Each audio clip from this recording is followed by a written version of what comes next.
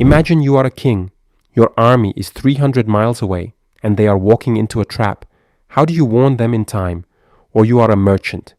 Your trading partner in a city 2 weeks away needs to know a shipment is coming. How do you tell him? Or you are a general. Your scout has just discovered the enemy is approaching from the north.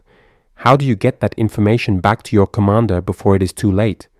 This was the reality of every human civilization that ever existed, and the ways they solved it are more fascinating than most people ever get told.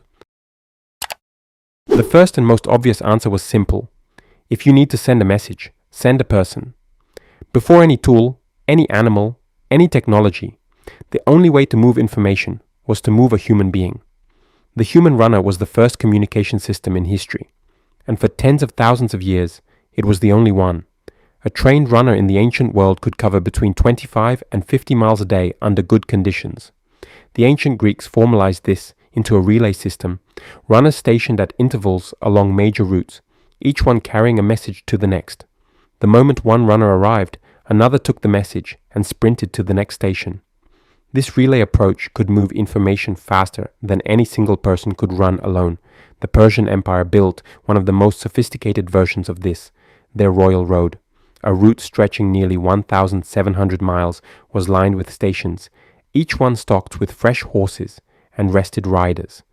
The Greek historian Herodotus described their couriers as unstoppable, moving through rain, heat, darkness, and dangerous terrain without pause.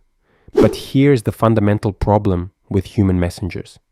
They are slow, they get tired, they get lost, they get captured, they get killed. The runner was slow, light was faster, and at some point the ancient world figured that out. The moment civilizations realized they could transmit a signal across vast distances using fire, everything changed.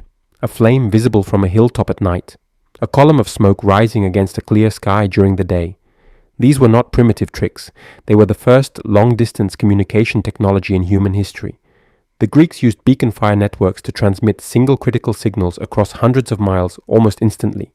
The Chinese built fire and smoke signal systems along the Great Wall, stretching thousands of miles. Watchtowers were positioned so each one was visible to the next. Different combinations of smoke signals during the day and fire signals at night conveyed different messages. The size of an approaching enemy force, the direction of attack, the urgency of reinforcement needed. But here's the limitation that fire and smoke could never solve. You could only send what the system was pre-programmed to say. One fire meant one thing, 2 fires meant another. You could not improvise. You could not add detail. Fire could tell you the enemy was coming. It could not tell you who they were, how they were armed, or what their plans were. For that, humanity needed something more. Fire worked in open terrain, but not everywhere had a clear sightline. Some civilizations solved that problem with sound. Sound travels in all directions. It moves through forests where fire signals can't be seen. It carries over hills and around obstacles. And in the right hands, it could carry far more information than most people realize. Drums were one of the earliest and most sophisticated communication tools in human history. In Central and West Africa, talking drums, instruments specifically designed to mimic the tonal patterns of spoken language, were used to transmit detailed messages across distances of several miles. A skilled drummer could send sentences, not just signals. The sound would reach the next village, where another drummer received it, interpreted it, and passed it further down the line. Entire conversations traveled this way. News of births and deaths, warnings of approaching danger, calls to gather, instructions from leaders to distant communities. In dense forest where visibility was near zero, the drum network was faster and more detailed than any visual system could be. The Aztec Empire used a system of drums and conch shell horns to coordinate communication across their capital city of Tenochtitlan, a city of roughly 200,000 people at its peak. Signals from the main temple could reach the entire city within minutes.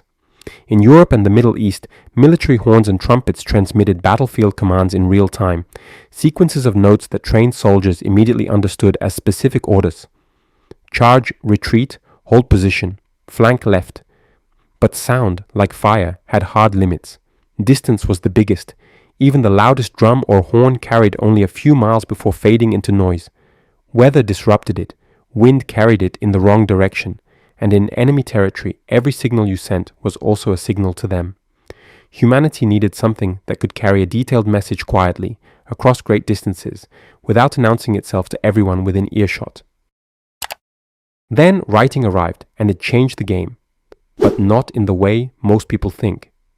Writing solved half the problem. It meant a message no longer depended on someone's memory. A written message could be copied exactly, sealed, and handed off without distortion. But writing didn't solve the transportation problem. The message still had to physically move from one place to another, and that still required a human being to carry it. What changed was the scale and organization of the systems built around that human carrier.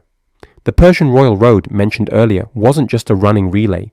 It was a full postal infrastructure, stations stocked with horses, riders on rotation.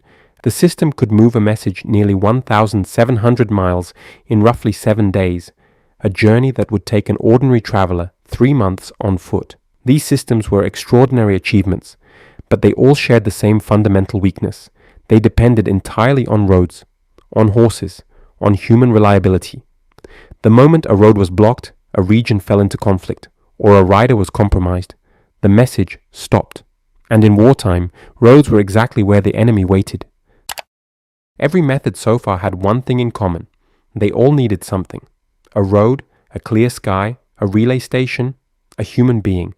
Then came a solution that needed none of it. A homing pigeon doesn't need roads. It doesn't need relay stations. It doesn't need a clear line of sight.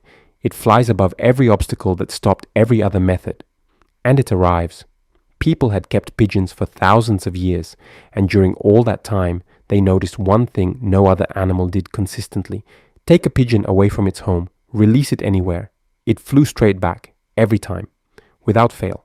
Once civilizations understood this ability was truly reliable, they built networks around it. Birds were raised at a home base, transported to distant locations, and released with messages attached to their legs. All ancient civilization used it. By the 20th century, entire military corps were dedicated to it. When telegraph wires were cut and radio failed, the pigeon flew anyway, and arrived at a documented success rate of 95%. No runner matched it. No fire beacon came close. No road-based system could operate without roads.